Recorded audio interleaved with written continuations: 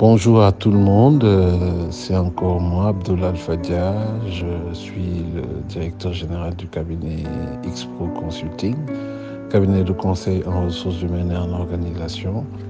Alors aujourd'hui, je souhaiterais vous parler d'un thème extrêmement important dans la vie de l'entreprise, dans la vie de ses ressources humaines. Il s'agit de la formation.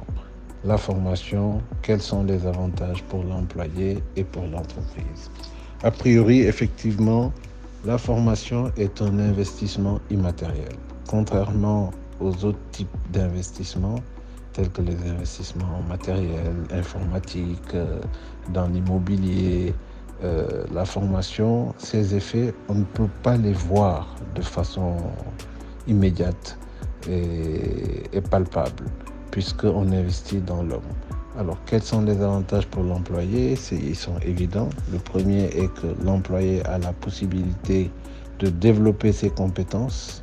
Alors, il peut développer ses compétences d'abord pour mieux maîtriser son poste, c'est-à-dire avoir toutes les compétences pour bien réaliser les activités. Il peut aussi développer ses compétences pour aspirer à un autre poste, c'est-à-dire dans le cadre de son évolution professionnelle.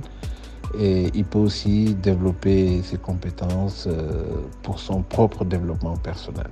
Donc vous voyez que les avantages de la formation pour l'employé, ils sont multiples. D'abord pour maîtriser son poste, pour évoluer vers un autre poste ou pour lui-même grandir tout simplement. Alors quels sont les avantages pour l'entreprise? Le premier avantage, c'est qu'effectivement, l'entreprise va pouvoir mieux atteindre ses résultats, puisque l'agent dans lequel il a investi en formation va être beaucoup plus performant, et donc la somme des performances individuelles pourra donner une performance collective à l'entreprise. L'autre avantage, non moins important, c'est également la question de la motivation.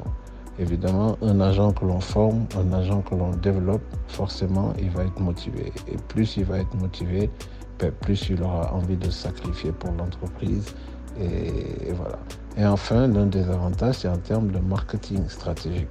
Parce que une entreprise qui forme devient attractive par rapport aux talents. Les talents cherchent des entreprises qui acceptent de former et de développer les compétences de leurs collaborateurs. Voilà, donc je vous remercie pour cette petite session et je vous dis donc à très bientôt. Au revoir.